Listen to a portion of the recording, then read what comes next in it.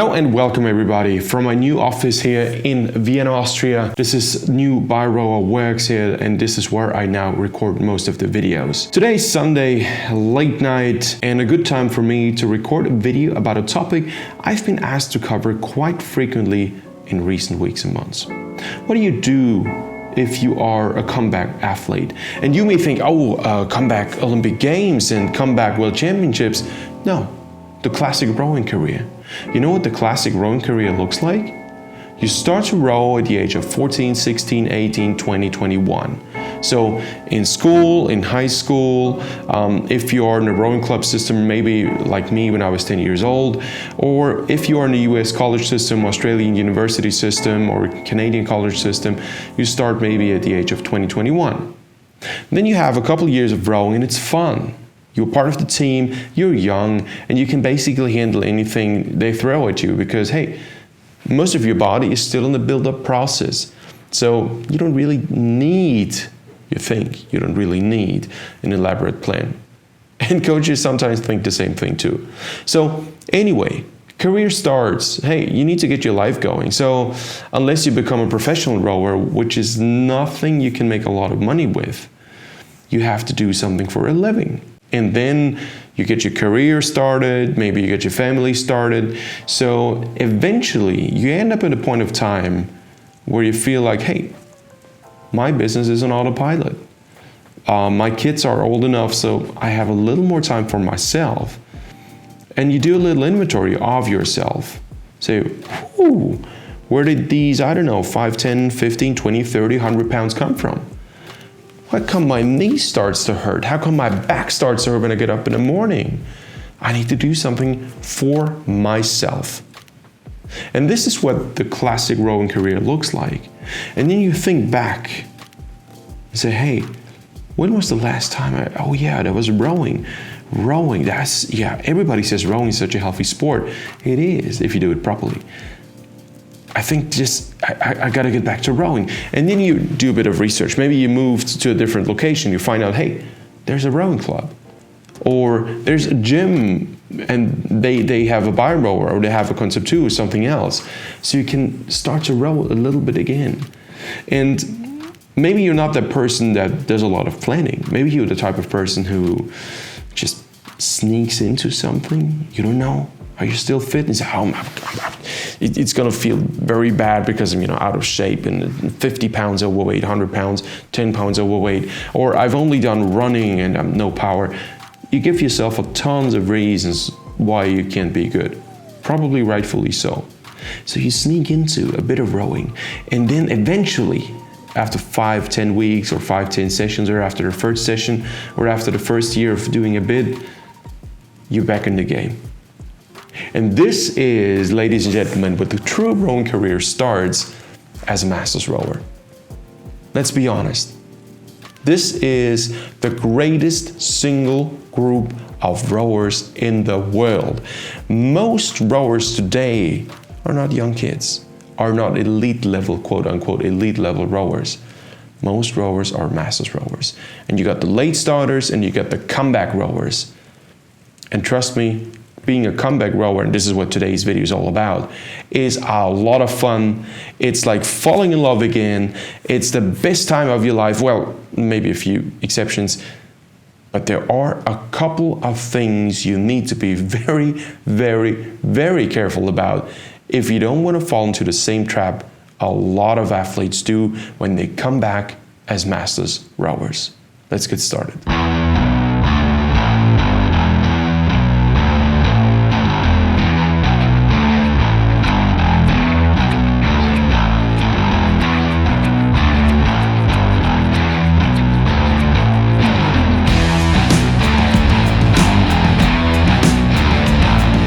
All right, point number one, and that's a big one.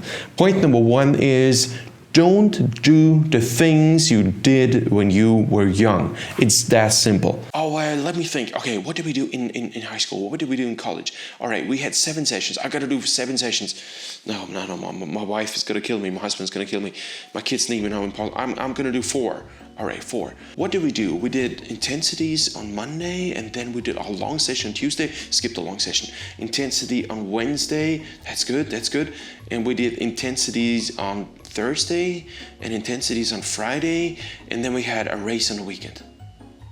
Okay, what do I need to do? I need to do intensity, skip the long session. Session number 2 is going to be intensity, a bit of weight training maybe, and then the race. I can't do a race, so I'm going to do a 1K every week. Yeah, I'm going to do this. And it's going to feel like hell the first week. And the second week, you hold on to that and say, I don't know, it doesn't feel quite as it felt when I was young. Maybe I should do an easy session. And then you say, okay, I'm gonna do a 60-minute session. 60 minutes on a bi rower and an erg in a single, that's a long time if you're not used to rowing. And if you have no clue which intensity level you want to keep, say, oh, we always had like a stroke with 21. All right, I'm gonna keep it 21. If you're an explosive athlete, and chances are, and I will talk about this later, you will be an explosive athlete by the time you come back to rowing, then 21 strokes a minute will probably waste you pretty badly. So what you end up with is most likely, I don't know, a couple of people will say, no, with me, it's completely different. I believe you. But I see the traps the people fall into whom I work with and who finally approach me and say, Aram, get me out of that mess. So you do 4 high-intensity sessions a week. And surprise, after like a month or 2 months or 3 months, or if you're really tough, after 6 months, you end up where that rowing is not so much fun anymore, because now your back really hurts, and now your knees really hurt, and now it's not so super comfortable anymore. One of my favorite things you shouldn't do, that you most likely did when you were young, is to go all out at the end of a session. One of my absolute favorites. It's the dumbest thing you can do to your body. Why? Because your body spikes lactate. If you do high intensity at the end of a session, your body builds up all that lactate acid, which cannot be reused because you do high intensity, it's anaerobic. So you come out with a lot of lactate and a lot of other stuff in your muscle fibers, in your blood system, that the body can't use. Now, if you do this once, not a big deal. If you do this twice, not a big deal.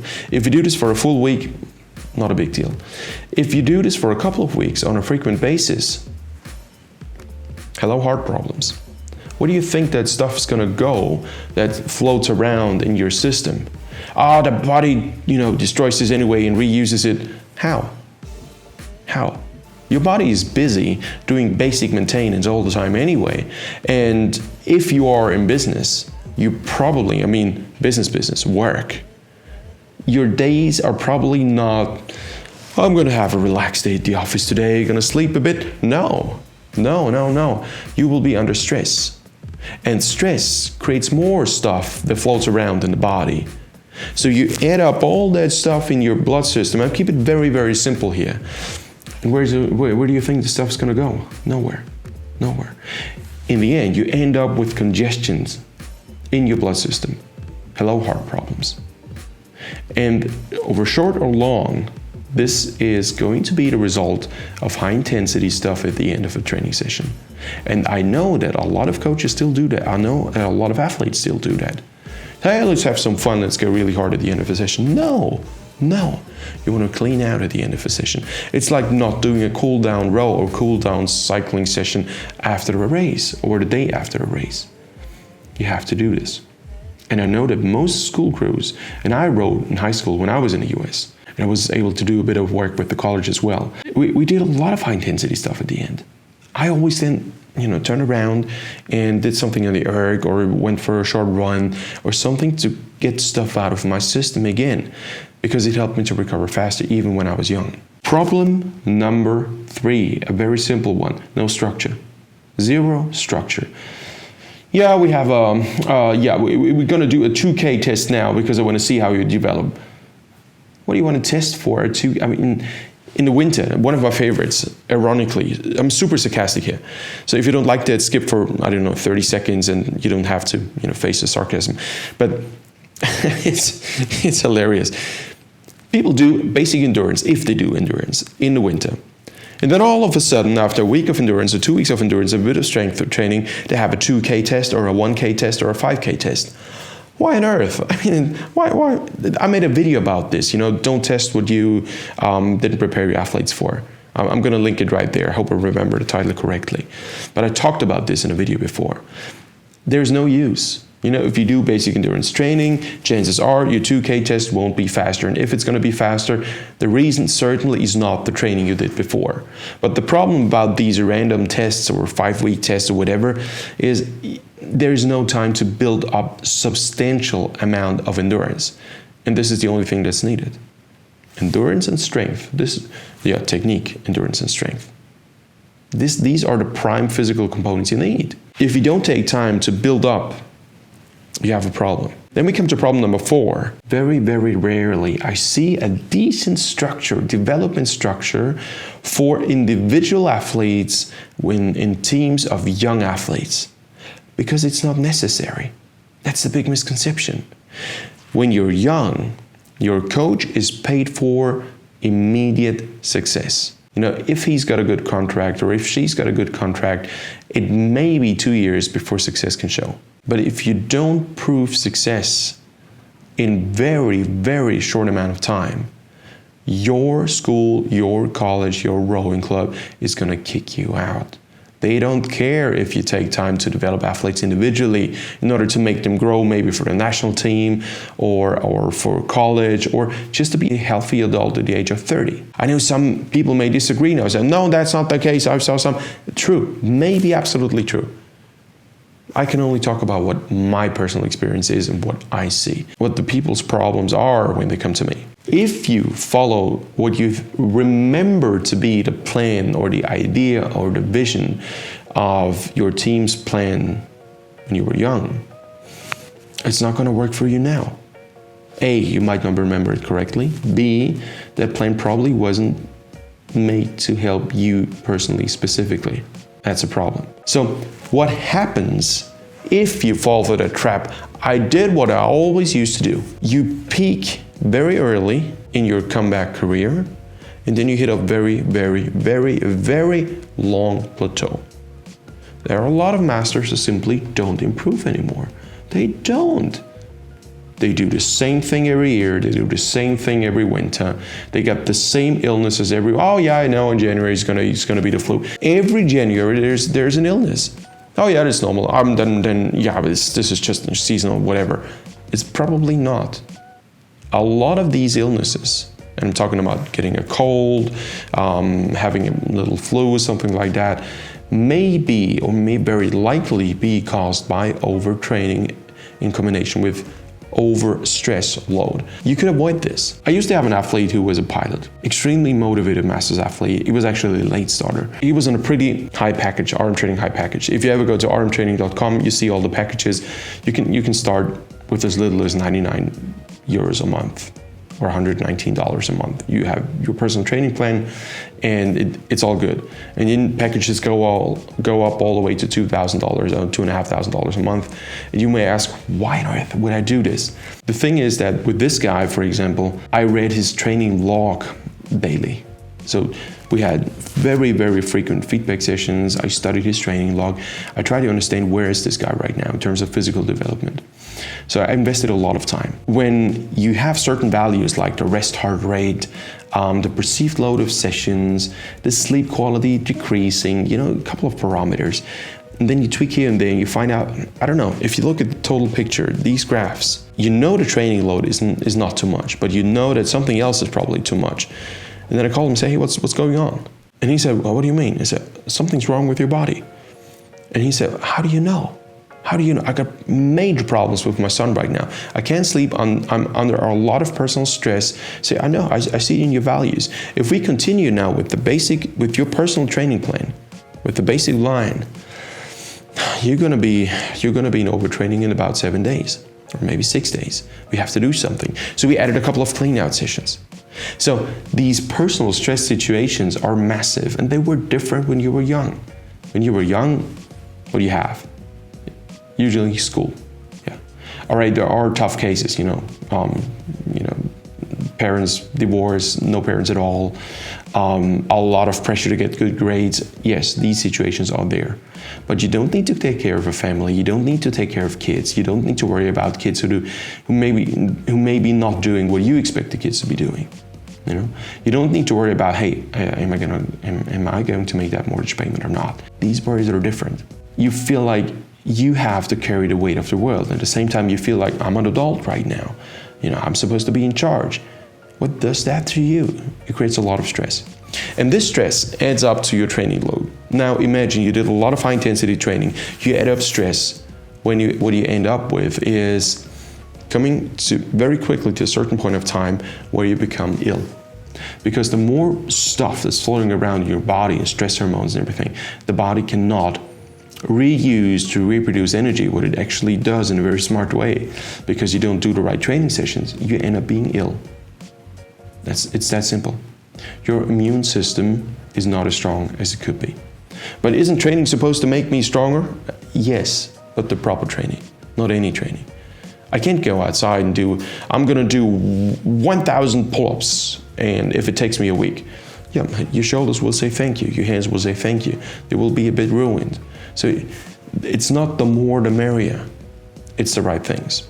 All right, so basic and major trap. Now, well discussed, don't do what you think you did when you were young. All right. Second point, and this is going to be a quite long video. My apologies that it took me about 10 minutes to talk about point number 1, but it's just a substantial and major one. Second point, do not start too quickly. Coming back as a master's athlete and hey, I want to do competition. I want to have a reason why I do all that training. And it's like falling in love again. You feel young. You feel like a young dog. Usually around midlife crisis, actually. They say, hey, my life makes sense again. It's just because if you do physical stuff, of course you feel better because your physiology changes and therefore your entire body and your thinking changes. One thing is affected heavily by the other, naturally. If you get the taste of it and you want to have more of that, be careful. If you start too quickly to do too much, you're going to end up with a situation where you are in a training overload and you maybe get ill or you get injuries. And that injury aspect is a major one. In our training plans, we do have quite a substantial amount of strength training. Now you may say, all right, strength is an important component of every rower. I say, yeah.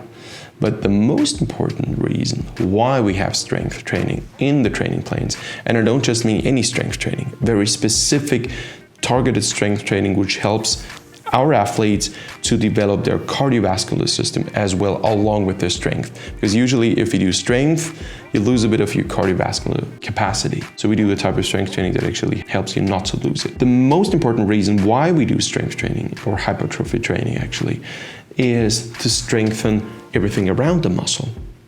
Because if the muscle becomes bigger, the rest of the body adapts to cope with the loads of bigger muscles. It makes sense. So your joints become more stable, your ligaments, your tendons, your cartilages, everything becomes more robust. That's the most important thing. This is what I also criticize about these, I'm gonna do 100 push-ups a day challenges. Your shoulders cannot handle that. Muscle-wise, you may be, and willpower. A lot of you guys, girls, women, men have incredible amount of willpower, but the body's got to be able to handle it. There's no use having a lot of willpower and not the body to do it. What you have to do is to keep the training sessions limited at the beginning in terms of number, so how many sessions you do a week, and also in terms of length. Don't do them too long. You cannot handle a 60-minute erg session. Yeah, your body may be able to do it, but it's not beneficial because your back can't handle it. And especially if you start out getting on these linear ergs, of course at the beginning you feel healthy, but in the long run, your muscles can't handle that, So my advice is start, if you haven't done any sport before, so for the last 10, 15, 20, 30 years, start out with 3 sessions a week. Add the boring things you did not like to do when you were young. What were these? stretching. Become a pro in stretching. You have to be a hero in stretching. After every training sessions, if it means that you have to cut the training session short by 10 minutes and do some stretching, it is more important than 10 minutes of useless endurance you add. I know these are numbers you can read out and say, oh, I did 10 minutes more. No, do 10 minutes of stretching. You can't brag about it. You can't put it up on Facebook. You can't put it up on any social network. Hey, look, I did 10 minutes of stretching today. Nobody's going to care. Say, yeah, that's healthy. I should do this the same. No, it's the things you need to do in order to stay healthy, to sustain your well-being and also to recover faster. And a substantial amount of core training, symmetric core training, and also asymmetric core training. If you want to do a really tough session on asymmetric core training, follow the video right here. And I'm also going to link it in the description right below. Yeah, this is probably what I do with my World Championship and Olympic athletes. But also my masters can do that. A lot of my masters athletes have this on the plan. And if you can't do a full cycle, do only the intermittent stuff. Don't do the holding pattern, but start with something. So stretching and core. You realize I don't talk about endurance. I don't tell you do 90 minutes. I don't tell you do 4 sets of this and that in terms of strength. No. Third priority, mobilization. Your joints need to be activated. Everything needs to be activated. Do this as a warm-up. I've made a free video here on YouTube about mobilization. And this video is also going to be on my platform. So everybody on my team and everybody on YouTube can see this video about mobilization, which exercises there are. Do 10, 15 reps of thorough mobilization of every body part before training. Is it cool? Is it as exciting? No. Is it the right thing to do if you want to continue to row as a masters athlete? Yes. Avoid injuries. One of the classic ways of comeback athletes is coming back and 5 years into their new rowing career, they start to have serious problems. And 5 years later down the line, first surgery. Not because rowing is unhealthy, because you have to plan ahead. You have to plan ahead what you can do and what you cannot do. So stretching, core, mobilization. And now point number 4 is a nice mix of strength and endurance. And if we talk about endurance, make sure you do a lot of variations. Don't do one pace only. I want to see how long I can hold a 210. It's fun, okay, it's fun. But make sure you do very easy sessions as well. And also off the water. Don't do rowing, erg. Do something different. Hop for 20 minutes on a bi rower or erg or single scull, and then go for 20 minutes on a bike. Say, hey, I'm not going to go for 20 minutes in a single. It's useless. All right, 30 minutes in a single. That's all right. The first couple of weeks, you don't need to do more than that. But don't be too one-sided. That's important. Another tip about different sports. If you're not used to run, be very careful. Do a thorough warm-up. Not everybody is made for running. If you are overweight, don't run. It's that simple. Of course you can run. Of course you're gonna lose weight. But at the cost of the health of your knees and ankles and hips, it's not worth it. There are better ways to do that. Once you are back in the game and you know you want to compete and you don't know where you can compete or how you can possibly get there, you don't know how you're supposed to manage that, get a coach. It doesn't have to be us. It doesn't have to be me. But somebody who has experience in individual development of athletes. That's important. Not somebody whose job it was to, train a large team and the best survivor is going to be in the boat. That's not what you need right now. You need somebody to take care of you, of your personal situation, and of the things that surround you to get you from A to B. That's important. Get help. Don't think you can do it on your own. You can go on your own, but only so far. And it depends on how serious you are. And if you come back as a competitive athlete, you do want to target something. Say, okay, in 3 years, I'm going to be at the World Masters Rowing Regatta. Hell yeah, I don't know how, but I'm going to do it. That's the right attitude. Hey, in 6 months, it's going to be the World Masters. That's a bit early. If you come back with structure, with the right in terms of strength, endurance, load, unload phases, and people who simply not just coach you through your build-up, but coach you through everything that is now having an effect on your system, on your body, work stress, family stress, restricted time, crazy travel schedules. Oh, we write training plans for people who are in a different hotel room every night. We find out whatever they have available in terms of equipment. We write the right plan. And if plans change, we change within a couple of minutes. It's important to have somebody with you. And that person doesn't have to be with you physically. That person should be available for you, Messenger, Zoom, online coaching, whatever it is. But that person should be available in terms of understanding your situation. Find yourself somebody who is willing and able, has the capacity and capability to coach you through this. Because there will be ups and downs, and you will need somebody who holds you accountable for certain things, but also somebody who doesn't overload you but reads you.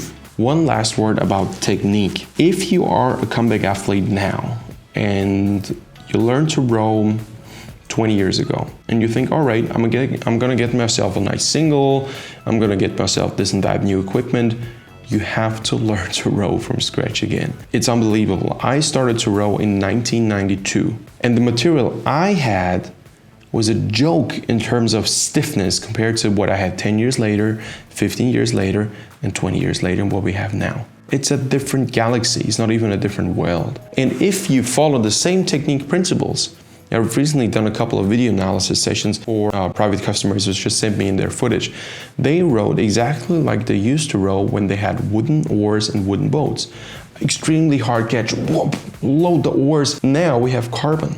That carbon gets that energy right back into your body, and the body will say, whoa, holy smokes, that's a lot of resistance you produce, and become quite offset. And then you overload certain body parts on a frequent basis. And you think, oh, it's just because I'm not fit that you feel tired. No. It's because the technique is not suitable for today's equipment and material. You have to understand how to use today's equipment. It is a different thing. Ladies and gents, I hope this video was helpful. If you have any questions, please put these in the comment section below.